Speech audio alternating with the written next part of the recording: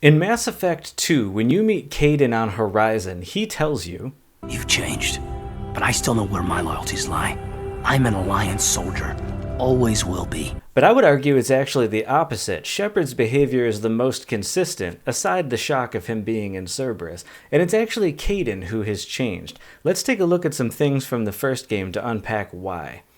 So pretty early in the game, you appeal to the Council about Saren's guilt, and even after you prove all of that and come up with the fact that the Reapers are the real threat, they are very dismissive of everything you say, saying things like, "He's playing you, Shepard. Saren still has contacts on the Citadel. You probably saw your earlier reports, the ones talking about your vision and the Reapers." It's highly possible Saren is using false information to throw you off balance. That stands out to me because very shortly after that conversation with the Council, when you talk to Kaidan on the ship, he, more than any of your squad mates, expresses frustration at the Council's unwillingness to do anything, and he even says this. "This Saren is looking for records on some kind of galactic extinction, but we can't get backup from the Council? Sorry, Commander. There's writing on the wall here, but someone isn't reading." And so he is, in his words, saying that they're stonewalling you and they're not paying attention to the rather clear writing on the wall. What stood out about that to me, playing through the games again, is that the way that they dismiss a couple of times things that Shepard says in the first and second game is the same thing he says to you on Horizon.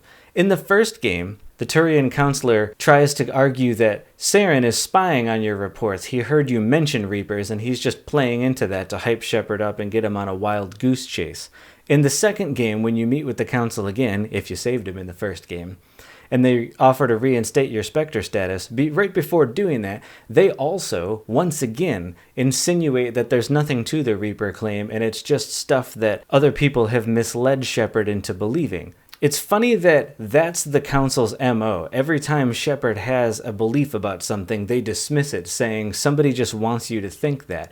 And here is Kaidan telling you that he thinks that's BS. He even trusts you enough that by the end of the game, you obviously steal the Normandy back, and he's a person who trusts you enough to arguably commit treason against the Alliance for the greater good. He knows that Shepard would only do something like that for the right reason, which makes it extra silly that when you meet him in the second game on Horizon, "Kaidan, you know me.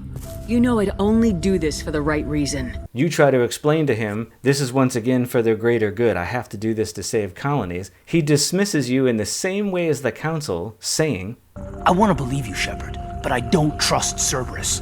They could be using the threat of a Reaper to manipulate you." He doesn't buy it. He's just totally dismissive, saying you're brainwashed by Cerberus, the end. No part of him is curious. Why are you working with Cerberus? He asks that question kind of rhetorically, but he doesn't ask it like he actually wants an answer. Now, I can be fair in part.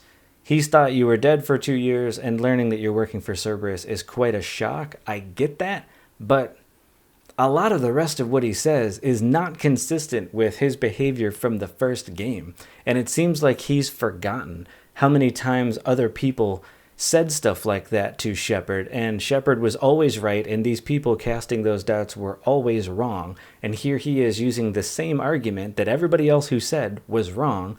Shepard even appeals to him, saying, you know that I only do this kind of stuff for the right reason, and he's completely unwilling to buy into it just because of some shock. And weirdly, he only sends you an apology email if you had romanced him in the first game, but if you were just his friend, no apologies. He stands 100% behind his blind loyalty to the Alliance, blind loyalty he did not have in the first game because he openly questions their unwillingness to do the greater good multiple times.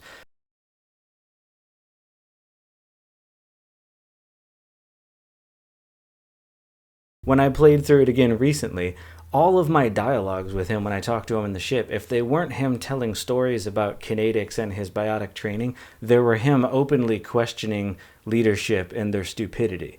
So here's somebody who does not blindly follow orders. He openly questions the wisdom of the powers that be and their unwillingness to see the truth. And then in the second game, he just tells you things like, I haven't changed, I'm Alliance through and through. That's the end of the story for me. That's not who you were in the first game. At least that's not how he seemed to me. At the end of the talk, he just tells you, I've got to report back to the Citadel. They can decide if they believe your story or not. Yeah, right, like that's gonna work out. You're looking at him thinking, Kaidan, you were with me in the last game. Every damn time I was right. They never believed anything I said. You actually think something this incendiary they're gonna believe? Also, no opportunity for Shepard to remind Kaidan, hey, I actually visited them recently and talked to them about this, and they reinstated my Spectre status, so, for whatever that's worth. Anyway, that's pretty much what I had for today. Give me your thoughts in the description. I'd love for you guys to explore this too, other fans of the game. And catch you in the next one.